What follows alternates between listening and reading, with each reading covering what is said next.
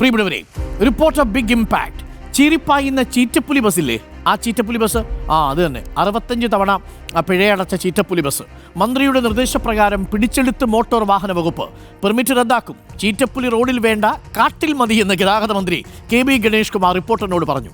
ബസ്സുകളുടെ മത്സരയോട്ടം തടയാൻ മന്ത്രിയുടെ നേതൃത്വത്തിൽ വ്യാഴാഴ്ച അടിയന്തര യോഗം. നടപടി റിപ്പോർട്ടർ വാർത്തയ്ക്ക് പിന്നാലെ. Reporter big impact. ചീറ്റപ്പുലി ഒടുവിൽ കൂട്ടിലായി.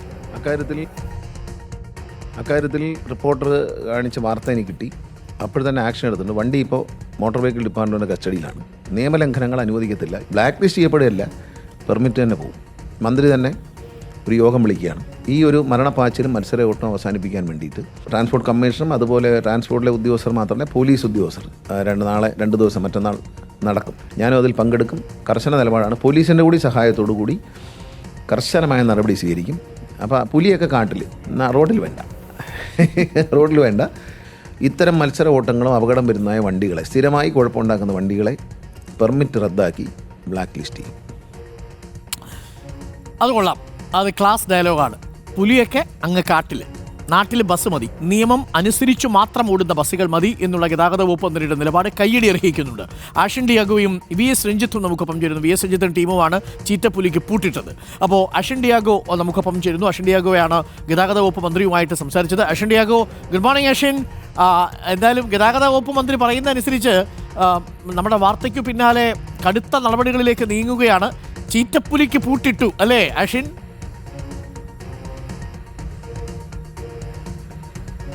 Good morning doctor Arun. അത് തന്നെയാണ്, ചീറ്റപ്പുലിയൊക്കെ അങ്ങ് കാട്ടിൽ മതി, റോട്ടിൽ സാധാരണ ബസ്സുകൾ മതി എന്നൊരു നിലപാട് തന്നെയാണ് ഗണേഷ് കുമാറിനുള്ളത്. ഈ ചീറ്റപ്പുലി ഇങ്ങനെ ഈ MVDയുടെ അടക്കം കണ്ണുവെട്ടിച്ച് സർവീസ് നടത്തിയത് എങ്ങനെയാണ് എന്നതടക്കമുള്ള കാര്യങ്ങൾ പരിശോധിക്കും എന്നുള്ളതാണ് ഇപ്പോൾ ഗതാഗത മന്ത്രി തന്നെ പറഞ്ഞിരിക്കുന്നത്. ഈ വാർത്തയ്ക്ക് പിന്നാലെ തന്നെ, ഈ വാർത്ത കണ്ട ഉടൻ തന്നെ മന്ത്രി ഇതിൽ ഇടപെട്ടു എന്നുള്ളതാണ് ഏറ്റവും പ്രധാനപ്പെട്ട കാര്യം. മാത്രമല്ല അന്ന് തന്നെ MVD ഉദ്യോഗസ്ഥർക്ക് നിർദ്ദേശം നൽകുകയും ഈ ബസ് കസ്റ്റഡിയിലെടുക്കുകയും ചെയ്യുകയും ചെയ്തിട്ടുണ്ട്. എന്തായാലും ചീറ്റപ്പുലി ഇനി റോഡിൽ ഇറങ്ങുമോ എന്നുള്ളതാണ് ഏറ്റവും വലിയ ചോദ്യം. എന്തായാലും ബസ്സിന്റെ പെർമിറ്റ് നിലവിൽ റദ്ദാക്കാൻ മന്ത്രി തീരുമാനിച്ചിട്ടുണ്ട്. മാത്രമല്ല മറ്റ് ഈ വേഗത്തിൽ പോകുന്ന പ്രൈവറ്റ് ബസ്സുകൾക്ക് മൂക്കുകയറിടാൻ കൂടി മന്ത്രി ഇപ്പോൾ തീരുമാനിച്ചിരിക്കുകയാണ്. അതിനുവേണ്ടി ഒരു അടിയന്തര യോഗം വിളിച്ചിരിക്കുകയാണ്. വ്യാഴാഴ്ചയാണ് ഈ ബസ്സുകളുടെ, സ്വകാര്യ ബസ്സുകളുടെ മത്സരപ്പാച്ചിൽ അത് തടയുന്നതിനു വേണ്ടി ഒരു അടിയന്തര യോഗം മന്ത്രി ചേരുന്നത്. 4 ജില്ലകളിലാണ് ഇത്തരത്തിൽ വലിയ രീതിയിൽ മത്സരയോട്ടം നടക്കുന്നത് എന്നുള്ളതാണ്. ഈ ജില്ലകളിൽ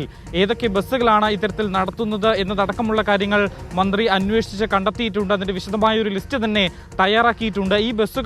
ഈ ബസ്സുകളുടെയും പെർമിറ്റ് റദ്ദാക്കുക എന്നുള്ളത് തന്നെയാണ് ഇപ്പോൾ മന്ത്രി തീരുമാനിച്ചിരിക്കുന്നത്. കാരണം ഇപ്പോൾ സമൂഹ മാധ്യമങ്ങളടക്കം വലിയ ആരാധകരാണ് ഇത്തരത്തിലുള്ള നിയമലംഘനങ്ങൾ തുടർച്ചയാക്കുന്ന ബസ്സുകൾക്കുള്ളത്. അതിനുകൂടി ഒരു മൂക്കുകയറിടുക എന്നുള്ളതാണ് മന്ത്രി ഉദ്ദേശിക്കുന്നത്. പോലീസുമായി ഒരു സംയുക്ത യോഗമാണ് മന്ത്രി വിളിച്ചിരിക്കുന്നത്. MVD ഉദ്യോഗസ്ഥരും ട്രാൻസ്പോർട്ട് കമ്മീഷണർ അതുപോലെ തന്നെ പോലീസിന്റെ മുതിർന്ന ഉദ്യോഗസ്ഥരടക്കം ഈ ഒരു യോഗത്തിൽ ഉണ്ടാകും. മന്ത്രി തന്നെയാണ് നേരിട്ട് ഈ ഒരു യോഗം വിളിച്ചിട്ടുള്ളത്. അത് വളരെ പ്രധാനപ്പെട്ട കാര്യമാണ്. നമുക്ക് രഞ്ജിത്തും കൂടി നമുക്കൊപ്പം ചേരുന്നുണ്ട്. രഞ്ജിത്താണ് ചീറ്റപ്പുലിയുടെ ഈ പ്രശ്നങ്ങൾ പ്രേക്ഷകരുടെ മുന്നിലേക്ക് എത്തിച്ചത്. അതിനുശേഷം രഞ്ജിത്ത് അടക്കം, റിപ്പോർട്ടർ അടക്കം സമൂഹ മാധ്യമത്തിൽ പ്രത്യേകിച്ച് ചീറ്റപ്പുലിയുടെ ഫാൻസിൽ നിന്നൊക്കെ പലതരത്തിലുള്ള ട്രോളുകളും നേരിട്ടിരുന്നു. VS രഞ്ജിത്ത്, ഒടുവിൽ ചീറ്റപ്പുലി കൂട്ടിലായിട്ടുണ്ട് കേട്ടോ.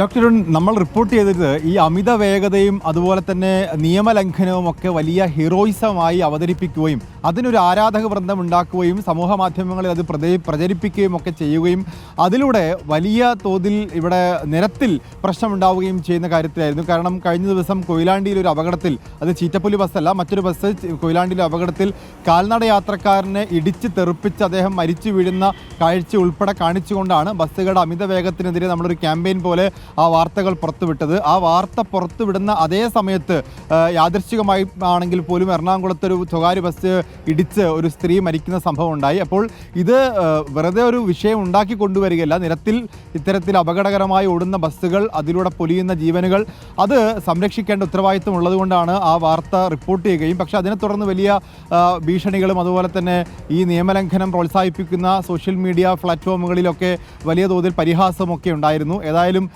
നമ്മളെ വെല്ലുവിളിക്കുന്നതുകൊണ്ട് പ്രശ്നമില്ല, നിയമവ്യവസ്ഥയെ വെല്ലുവിളിക്കരുത് എന്നുള്ളതാണ് നമുക്ക് പറയാനുള്ളത്. Okay, thank you V S Ranjith.